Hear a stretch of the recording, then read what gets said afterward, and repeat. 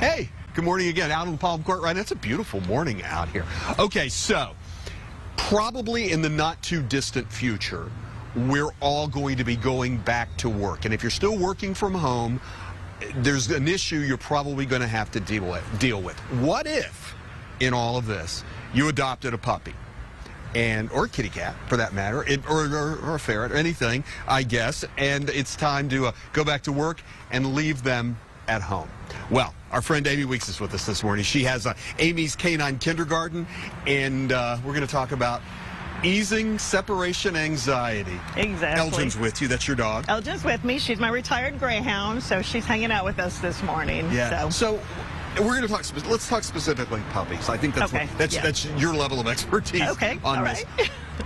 Is it time now to start easing into this? Yeah, absolutely. If you wait, you're going to have issues down the line when you decide to go back to work, or you end up going out to dinner for 3 or 4 hours. If you have not practiced this skill set with your puppy, they're not going to know what to do. So you've got to ease your puppy into being able to be left alone for short periods of time. And you want to build incrementally on the amount of time that your puppy can be left alone. But if you don't start that process, you're going to be stuck, and you're going to end up with a dog with a tremendous amount of issues later on down the line. All right, well, give us a timeline. I mean, like when you say incrementally, what are we talking about? Well, you can start off first. If you've not ever left your puppy, you can start off with something as simple as when your puppy is with you in the middle of a room, just walk out the door, walk out into another room, and then come right back in. And just practice walking out, coming back, walking out, coming back, just to get your puppy used to the fact that people do disappear for a couple of seconds, and then they come back. So it can be something as simple as that when you start off. Yeah. And then you want to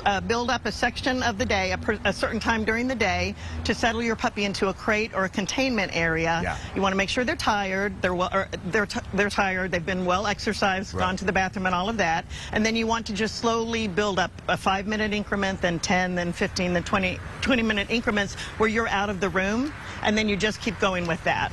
You just brought up something, and I want to ask you, because I know people feel differently about this.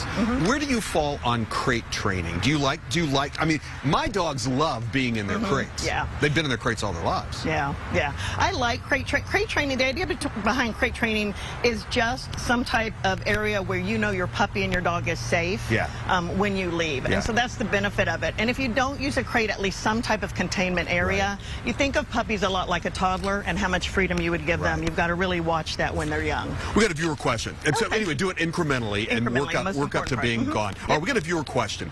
The viewer says that dog gets stressed when the dog's in the car, when they're traveling. But it sounds like it's a bit of an older dog, and it hasn't been that way before. It's a recent occurrence, and they're kind of saying, what do I do about this? Okay, and it is interesting that the dog was fine for a while and now not. So I don't know if something traumatic happened to the dog in the car, or perhaps they used the car to drop the dog off somewhere and something traumatic happened to the dog. But either way, we try to rebuild what the association is for the dog in the car. So I always try to start with food. I go back, I head into my kitchen, chop up some hot dogs or pieces of chicken or cheese. I take the dog out to the car, try to get the dog in the car, and just see if he'll even eat any of that food. And that's going to let me know, where that anxiety level is. And what we want to try to do is build up in your dog's mind that great things happen in the car that don't happen anywhere else. If your dog is not taking food in the car, if he's drooling, if he's so anxious that he can't settle down at all, you might need to talk to a vet about taking that edge off him a little bit as you continue to work on that behavior modification. Amy Weeks, Amy's Canine Kindergarten, Amy's K, the number 9 kindergarten.com is the website. Lovely to see you. You Come too. back and see us soon. Thank you so much. Thank you. You were great. Oh, she was awesome.